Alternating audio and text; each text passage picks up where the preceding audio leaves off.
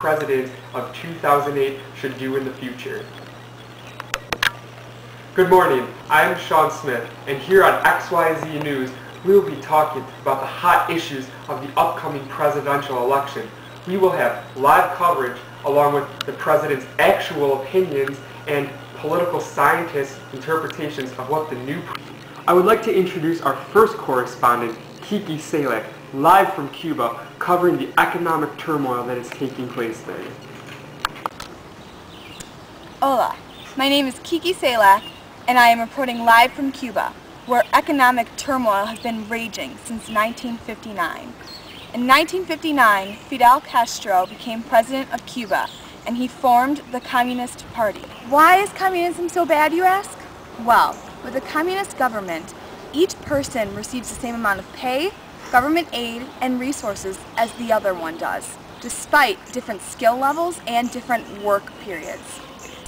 For example, if I were to work 30 hours a week and somebody else, like Oz, were to work only 2 hours a week, we would both receive the same amount of pay, even though I am working as hard as a dog. In America, where we have a capitalist form of government, each person's salary is directly correlated with the amount of schooling they have, the amount of effort they put into their job, and the number of hours worked per year. They also get to keep all of their earnings. So basically, you work this much, you get to keep this much. The only kind of deductions that you get are for taxes, and everyone pays taxes. However, this is different from communism because everyone in communism gets the same thing no matter what. Fortunately, this year, Fidel Castro resigned as president of Cuba. This leaves us with a great opening to influence capitalist ideas on the country of Cuba.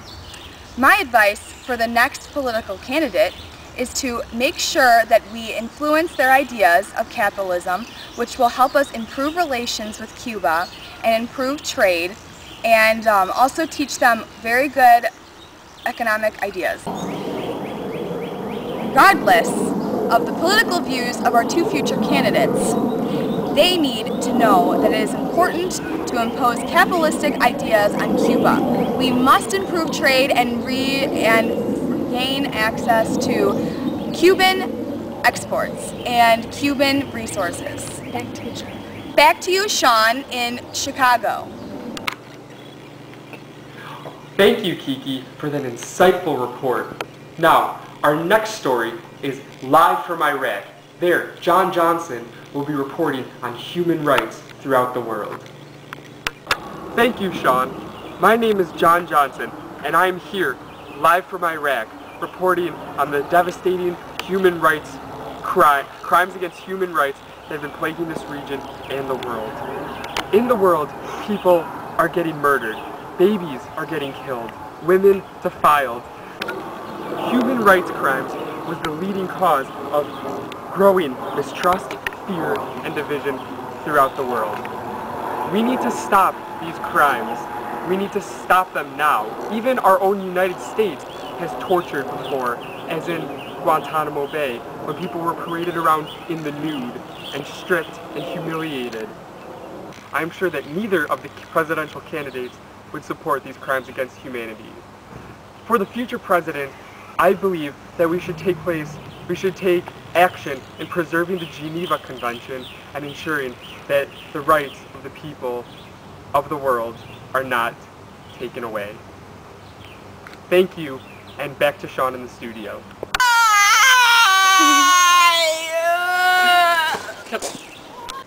Thank you, John, for that sad and horrifying report on human rights.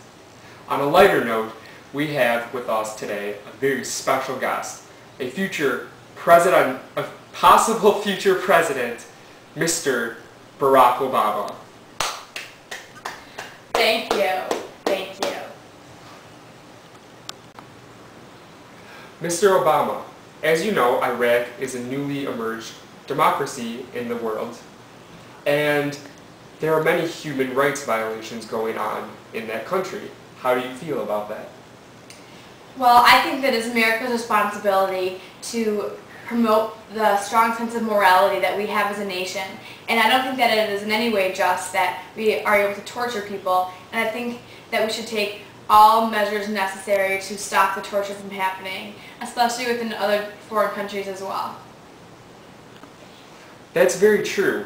But, as you know, we had the whole Guantanamo Bay incident, and America did not show a very high percent of morality in that area. So how do you feel about that whole situation? I think it's horrible. I think that it's something that our country should be very ashamed of, and I hope that President Bush, although you never really can trust him on these things, went to the appropriate lengths to get rid of the people that were committing these horrible crimes against humanity and against human rights.